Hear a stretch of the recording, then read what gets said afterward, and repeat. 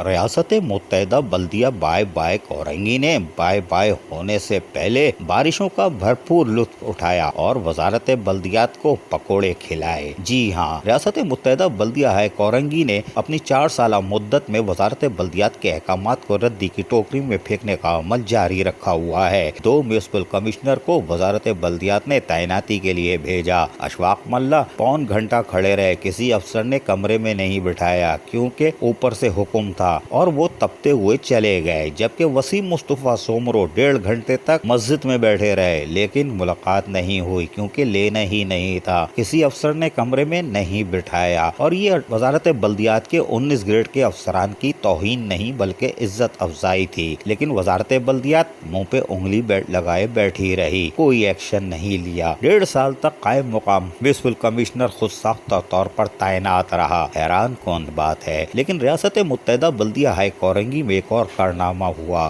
Sindh local government board نے account assistant officer کو فروری 28 کو سسپینڈ کیا۔ معطلی کے باوجود بھی اکاؤنٹ اسسٹنٹ آفیسر نے کام جاری رکھا کیونکہ ریاست متحدہ بلدیہ ہائے کورنگی میں چاہے وہ سیکٹری لوکل گورنمنٹ ہو یا سیکٹری لوکل گورنمنٹ بورڈ، ان کی نہیں چلتی، اور یہی وجہ ہے کہ وہ اپنی 2 مہینے کے بعد فرائض انجام دیتے رہے اور ایک اور آرڈر کے تحت سندھ لوکل گورنمنٹ بورڈ کے احکامات کے بعد بحال بھی ہو گئے۔ اس پر وزارت بلدیات کو سلام۔ یہی نہیں، وزارت بلدیات نے ایک خط جاری کیا، ایک 3 جولائی کو، دوسرا 13 جولائی کو، کہ مکمل بینڈ ہے، کوئی بھرتی نہیں کریں، ہمیں پتہ چل رہا ہے کہ کچھ گڑبڑ ہے۔ لیکن ریاست متحدہ بلدیہ ہائے کورنگی نے وہ دونوں لیٹر اٹھا کے ریاست متحدہ بلدیہ ہائے کورنگی کے آفس کے باہر سے گزرنے والے برساتی پانی میں اس احکامات کی کشتیاں بنا کر چھوڑ دی اور وہ خوبصورتی سے تیرتی ہوئی ملی راڑ کی طرف چلی گئی، اور یقیناً وہ واپس وزارت بلدیات آ گئی ہوگی، جس میں واضح طور پر لکھا تھا کہ کوئی بھرتی نہیں ہوگی اور جو کی ہے اس کی تمام تر تفصیلات دیں۔ 11-12 کالم بھی بھیج دیے۔ وزارت بلدیات کے اس احکامات کو بھی ریاست متحدہ بلدیہ بائے بائے کورنگی نے اٹھا کر کچرے کی ٹوکری میں ڈال دیا۔ وہ الگ بات ہے کہ کچرا اٹھایا نہیں گیا، ابھی شاید وہیں پڑا ہوگا کیونکہ یہ تاخیر سے اٹھاتے ہیں یا پھر بحریہ والوں کی مدد لیتے ہیں۔ ریاست متحدہ بلدیہ ہائے کورنگی نے وزارت بلدیات کے احکامات کی دھجیاں اکھاڑتے ہوئے پر ترقیوں کا سلسلہ جاری رکھا۔ 2016 ستمبر سے گزشتہ ماہ کا پیرول تک بلدیہ کورنگی کے افسران و ملازمین کی تعداد 5445 بتائی جاتی ہے۔ ریاست متحدہ بلدیہ ہائے کورنگی کے ذرائع کے مطابق اب یہ تعداد 6500 سے اوپر جا چکی ہے۔ بلدیاتی بیوہ کی طرح رونا اور شور مچانا کہ سندھ گورنمنٹ وسائل نہیں دیتی اور ہم کچرا نہیں اٹھا سکتے، گرانٹ چاہیے